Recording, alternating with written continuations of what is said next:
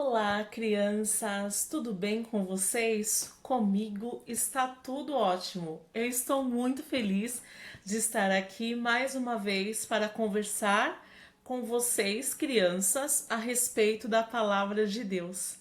Mas antes disso, eu quero orar. Vamos falar com Deus?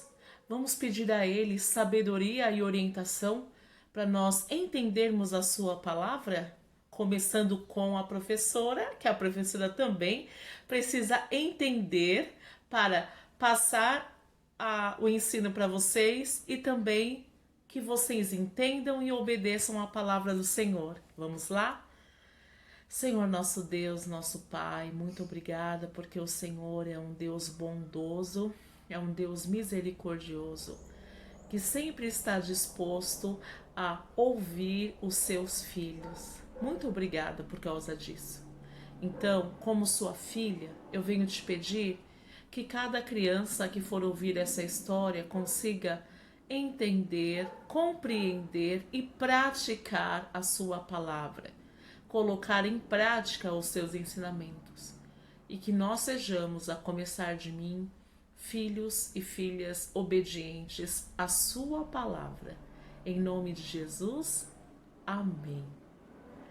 Vocês se lembram que nós estávamos falando nas últimas aulas sobre homens valentes e corajosos que o Senhor levantava para ajudar o tão teimoso povo de Israel? Eles tinham um nome. Eles se chamavam, começa com J, juízes. Isso mesmo. E hoje a nossa história vai falar de um outro juiz que foi também muito corajoso, muito valente, mas principalmente ele foi obediente ao pedido, à palavra do Senhor. E, novamente, o povo de Israel estava em apuros. Estavam passando por um momento muito difícil, uma situação muito delicada. Mas vocês adivinham por que eles estavam passando por isso? Eu acho que se vocês se lembrarem um pouquinho das histórias que eu já contei para vocês, vocês vão adivinhar. Eles estavam o quê? Desobedecendo a palavra de Deus. Lembra lá atrás ainda, na época primeiro começou essa promessa, aliás, esse pedido começou lá com Moisés, o primeiro líder de Israel, lá atrás, quando o povo foi liberto do Egito, que Deus deu os 10 mandamentos, as leis para o povo, para que o povo se orientasse na palavra dele, e uma das leis era: não terás outros deuses além de mim. Aí passou o tempo, o povo atravessou o Mar Vermelho, depois atravessou o Rio Jordão, depois teve aquela conquista tão maravilhosa da terra de Canaã, e novamente na morte de Josué, que foi a pessoa que veio depois de Moisés, Josué pediu para que o povo continuasse obedecendo a palavra de Deus e que de maneira nenhuma se misturasse com os povos estrangeiros, porque ele sabia que se o povo se misturasse, o povo ia acabar pegando os outros deuses para adorar. E foi isso mesmo que aconteceu. Vez após vez, o povo estava desobedecendo a Deus e caindo no pecado da idolatria. E na história de hoje não é diferente. O povo estava passando por uma situação muito delicada. Olha só para vocês entenderem. Naquela época do povo de Israel, não existia mercado, não existia açougue, não existia a vendinha da esquina, não existia geladeira para as pessoas estocarem os alimentos, não existia nem luz elétrica. As pessoas acendiam velas, elas tinham uma outra forma de viver, muito diferente da nossa forma de viver. Então, era assim, para a pessoa comer, para a pessoa sobreviver, ela tinha que plantar, esperar passar um tempo para que a semente frutificasse.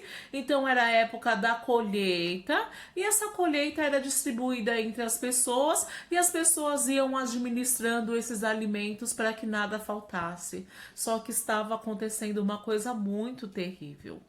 Os midianitas. Nome engraçado, né? Os midianitas e os amalequitas, os povos que viviam ao redor do povo de Israel, estavam fazendo uma coisa muito terrível com o povo. Sabe o que eles faziam? Eles ficavam observando o que Israel plantava, ficava de olho na plantação de Israel. Então, homens maldosos se juntavam em bando e eles invadiam as plantações e eles destruíam toda aquela plantação que o povo tinha tido tanto trabalho para plantar, tá? E eles levavam também embora os bois, os jumentos, as ovelhas, porque assim, naquela época, esses animais não eram animais de estimação, animais assim que a gente tem em casa, como o gato, o cachorro, eram animais também que davam sobrevivência para o povo, né? E eles levavam isso embora. E esses povos, eles eram tão maldosos que na Bíblia eles são retratados como gafanhotos. Você conhece os gafanhotos? Vai aparecer aqui na tela para você o que é um gafanhoto. Esses animais, desculpem, eles vivem em bando e todo agricultor, toda pessoa que trabalha com plantação, ela tem terror dos gafanhotos, porque os gafanhotos simplesmente destroem tudo, não sobra nada. E os midianitas e amalequitas, eles eram retratados como gafanhotos. E o que aconteceu? Se o povo não tinha plantação, se o povo não tinha trigo, se o povo não tinha nada, o que será que se sucedeu com aquele povo? Eles começaram a passar fome, necessidade, porque eles não tinham o que comer se não plantava, se não colhia, se a terra não frutificasse, eles não comiam. Era esse o contexto que o povo estava passando. Aí sabe o que aconteceu? Novamente o povo se lembrou da sua idolatria, se lembrou da sua desobediência e começou a clamar ao Senhor para que o Senhor livrasse eles daquela situação. E novamente o Senhor levantou um juiz, e esse juiz se chamava Gideão. Um certo dia, Gideão estava lá escondido com um punhadinho de trigo, para que estava separando aquele trigo ali das outras plantas para poder dar algum alimento para sua família. Ele estava ali escondido, escondidinho. Normalmente as pessoas, isso se chama debulhar o trigo. É quando a gente tira toda a casquinha ao redor do trigo para que a gente pegue aquele trigo e a gente faça pão, a gente faça bolos, outras preparações para alimentar a nossa família. Normalmente as pessoas faziam isso ao ar livre, para que o vento soprasse ali naquele lugar e ajudasse nessa prática, mas ele estava fazendo um lugar bem escondidinho e ele estava lá, ó, debulhando trigo para fazer o alimento da sua família, quando de repente, pum, aparece um anjo do Senhor. Gideão? Ô Gideão! Gideão? Lembra que Gideão estava escondido. E sabe o que o anjo disse? O Senhor é contigo, homem valente. Homem valente? Se Gideão estava escondido? O que isso quer dizer? Não faz muito sentido, né? Isso não está na Bíblia. Mas eu imagino Gideão olhando para o lado, olhando para o outro. Será que eu sou esse Gideão mesmo que ele está falando? Homem valente? Mas eu não sou valente. Mas Gideão, ele não estava escondido ali por covardia. Ele estava escondido para que os amalequitas e midianitas não o encontrassem e não levassem embora aquela pequena porção de alimento que ele tinha conseguido resgatar. Mas, sabe de uma coisa? Apesar de toda aquela situação, Deus conhecia o coração de Gideão e ele sabia que ele poderia contar com Gideão. Com uma forcinha e com o trabalho certo, vocês vão ver que Gideão, de fato, se transformou num homem valente. E o anjo continua a conversar com Gideão e ele disse: vai nessa tua força e livra Israel das mãos dos midianitas. Não te enviei eu, Gideão. Vai lá, vai lá. Aí Gideão novamente olha para o lado, olha para o outro, mas por que será que você está esperando isso de mim? Eu e a minha família, nós somos as mais pobres aqui dessa região. Somos as mais necessitadas. Como é que Deus quer usar um homem assim, tão insignificante como eu? E aqui vai uma lição para nós pensarmos. Será que Deus, ao escolher uma pessoa para cumprir as suas ordens, ela fica olhando se a pessoa é pobre, se a pessoa é rica, se a pessoa é poderosa, se a pessoa é humilde? Não. Isso, eu vou contar uma coisa para vocês. Essas coisas somos nós, homens pecadores, que olhamos. Nós que gostamos de olhar a roupa da que a pessoa está vestindo, vocês gostam de olhar o brinquedo que a criança tem, olhar se o carro do papai e da mamãe daquela criança é bonito, ou se é feio, ou se aquela criança nem tem carro, né? Isso é uma coisa que nós devemos pensar, é uma lição. Isso não são critérios, não são coisas que nós temos que olhar e escolher para saber se nós podemos ser amigos, se nós podemos contar com aquelas pessoas ou não, tá? Deus, diferente de nós, ele olha para o nosso coração. Ele olha para nossa disposição para saber se nós somos obedientes ou não. Novamente, o anjo dá mais uma palavra de incentivo para Gideão. Já que estou contigo, lembrando que o anjo estava falando pela boca do Senhor. Já que estou contigo, ferirás os midianitas como se eles fossem um só homem. O que isso quer dizer? Que os midianitas tinham um grande exército, muito numeroso, mas Gideão ia ferir todos aqueles homens como se eles fossem um só. Como será que isso aconteceu? Então, Gideão começou a aceitar a ideia, mas ele pede um sinal. Se você é mesmo um anjo, uma pessoa enviada de Deus para falar comigo, eu preciso de uma prova, eu preciso de um sinal. Então Gideão entrou na sua casa, preparou um alimento, o anjo foi, tocou com a ponta do cajado naquele alimento e um fogo, um fogo subiu. Um milagre. Então, com isso, com essa prova, Gideão descobriu, percebeu que de fato aquele era um anjo do Senhor. Mas Deus pediu naquela mesma noite uma coisa muito difícil para Gideão, uma prova de obediência. Deus virou e falou: Gideão, vai até o altar que o seu pai levantou para Baal. Baal era o deus, o ídolo daquela época. Era o deus dos midianitas, era o deus dos amalequitas. E o próprio pai de Gideão tinha levantado um altar para Baal.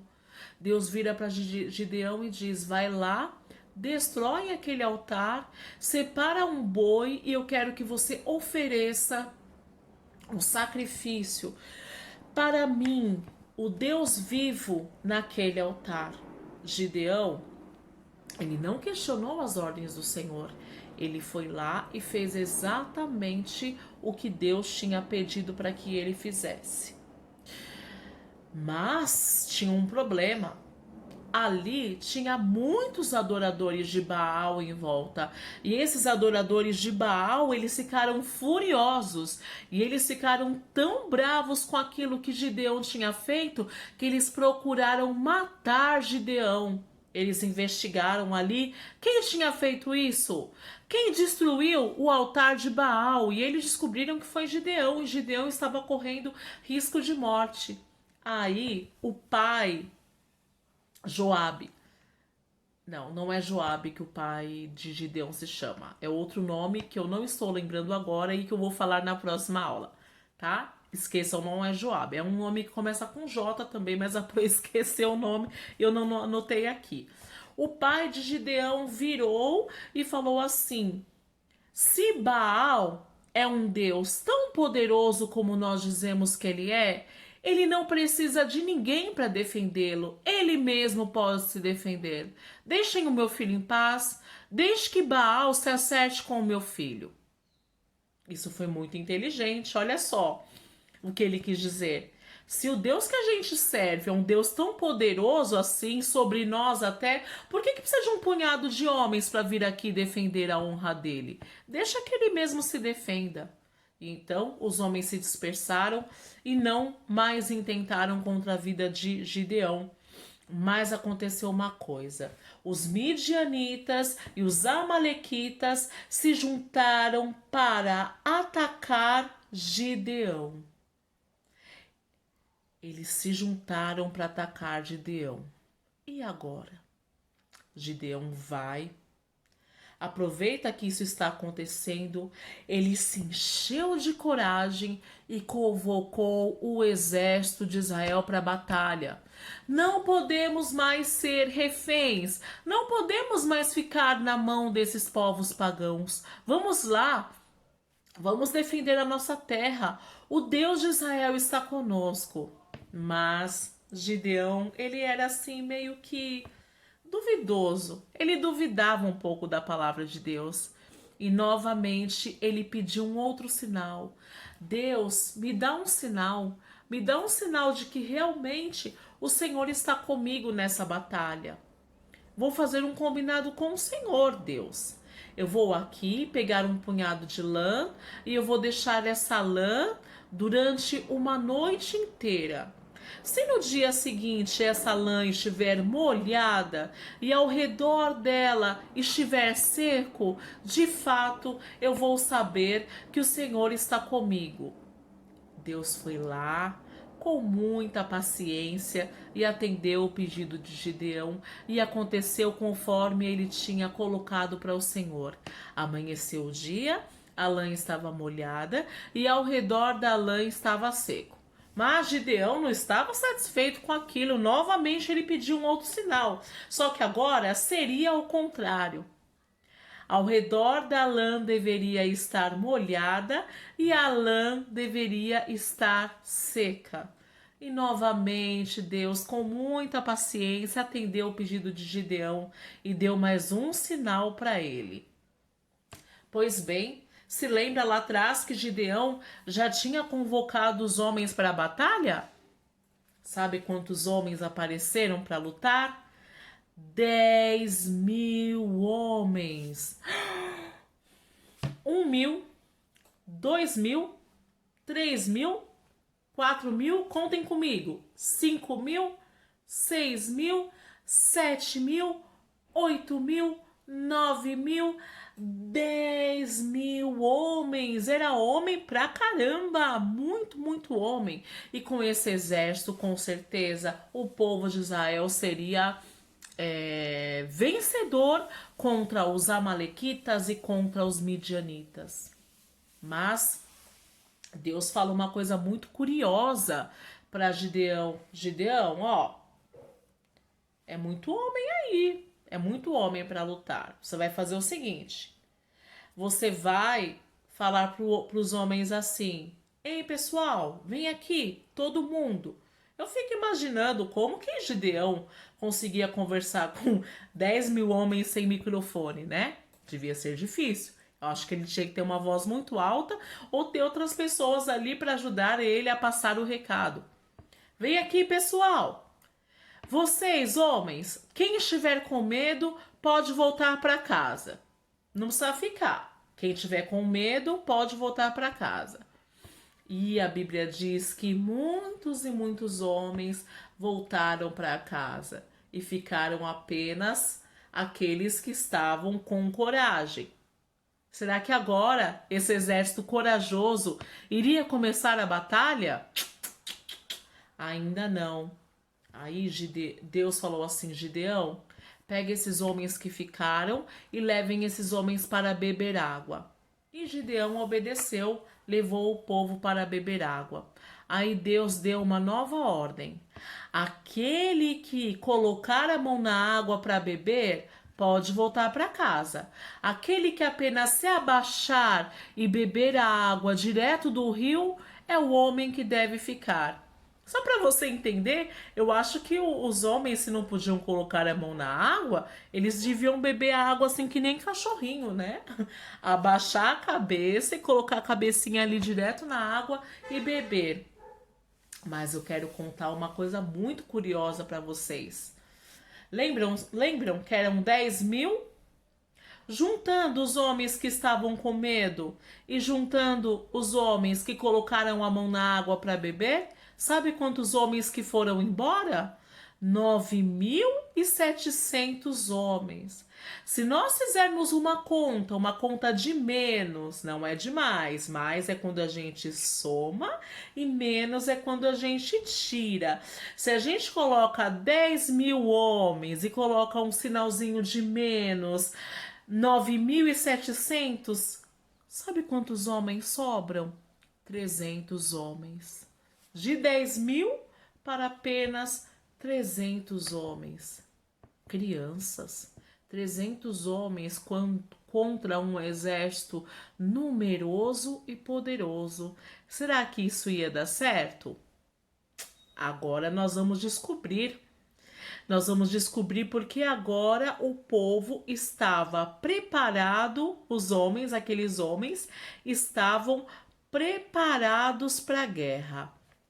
Então Gideão, ele reuniu os seus 300 homens e ele os dividiu em 3 grupos de 100 e deu-lhe também as suas armas. Lógico, eles iam lutar lá, a batalha com as armas, mas vocês sabem quais foram as armas que Gideão deu para aqueles 300 homens, para aqueles 3 grupos de 100? Deus deu uma trombeta e um jarro com uma tocha dentro. Imagina uma trombeta. Tu, tu, tu, tu, tu, tu. Tu, tu, tu, tu, tu, tu. Um jarro. Imaginem um jarro de água desses aí, de planta, aliás, que a sua mãe tem em casa. E dentro desse jarro ele colocou uma tocha que era um pauzinho com um fogo aceso em cima. Essa era a arma que Gideão deu para os homens. Ai, que armas mais esquisitas. Quais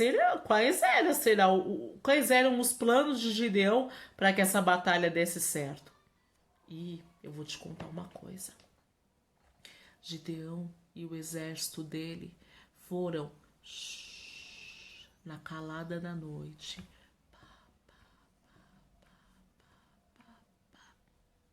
Quando chegaram lá no acampamento do inimigo, dos midianitas e dos amalequitas, estavam todos dormindo, em silêncio. Ninguém estava esperando naquele momento que a guerra ia acontecer. Gideão virou e falou para os homens: vocês vão tocar a trombeta bem alto. Imagina você, olha só, vamos colocar agora no lugar do exército inimigo, que você está dentro da sua casa, dormindo tranquilamente, quando de repente começa tu, tu, tu, 300 homens de uma vez tocando a trombeta. O que ia acontecer com aquele povo? O povo ficou assustado, o povo ficou alarmado. Nisso Gideão manda que eles jogassem aquela tocha no chão para que se levantasse um grande fogo. Então o povo já estava confuso, o povo já estava alarmado, olhou para um lado, olhou para o outro, viu fogo, não entendeu o que estava acontecendo. E sabe o que a Bíblia diz? Que aqueles homens se mataram uns aos outros.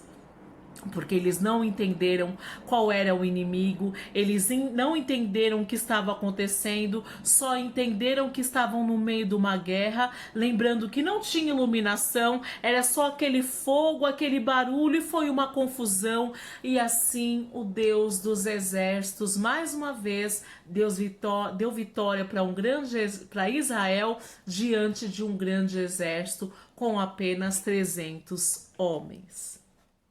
Lembra que eu falei para vocês que Deus, ele não olha como a gente olha. Se fosse, imagina que isso é um filme e você olha aquele grande exército dormindo e vê um punhado de homens, 300 homens chegando para atacar aquele exército. Você vai olhar isso, não vai dar certo. Eles vão morrer. Mas Deus, ele não olha assim. Ele julga as coisas de uma outra forma.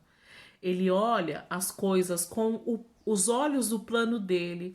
Mas para nós olharmos as coisas, os planos do Senhor, com os olhos dele, nós precisamos ter fé.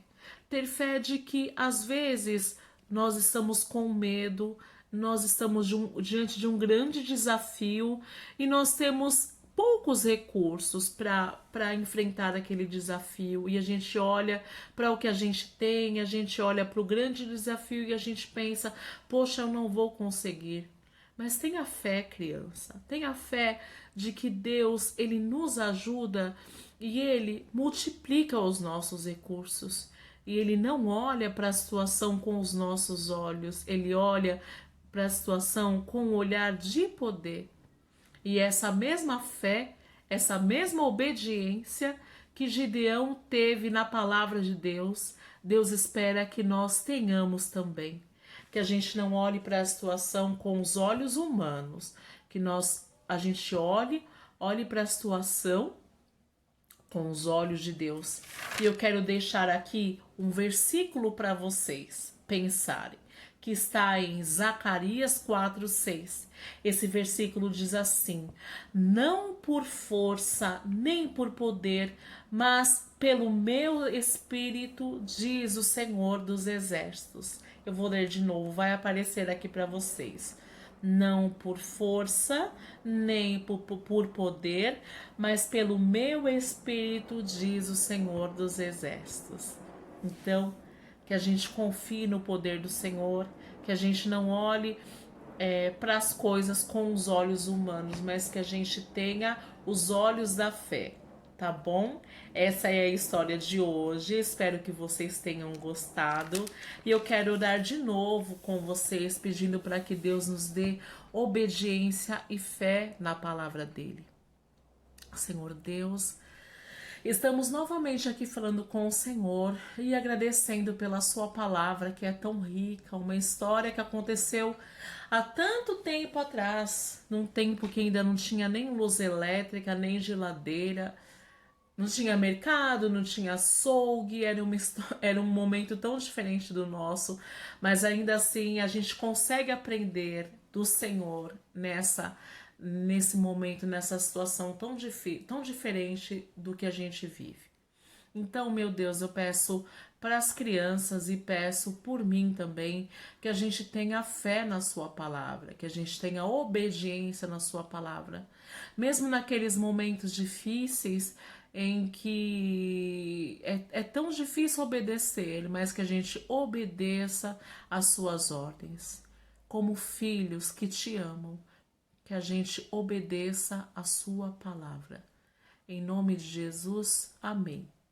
E agora me veio um pedacinho daquela música do grupo Diante do Trono para Crianças, que fala sobre Noé, que talvez seja um personagem que a gente venha estudar, falando sobre a obediência dele. É um pedacinho da música que diz assim: obedecer a Deus é sempre o melhor, pois Ele é fiel e cumpre o que diz. É um pedacinho pequeno. Vamos tentar cantar com a Pro? Você conhece essa música? É uma música muito bonita. Vamos lá? Obedecer a Deus é sempre o melhor, pois ele é fiel e cumpre o que diz. Amém. Que nós sejamos filhos e filhas obedientes à palavra de Deus. Um grande beijo para vocês e até semana que vem. Tchau, tchau.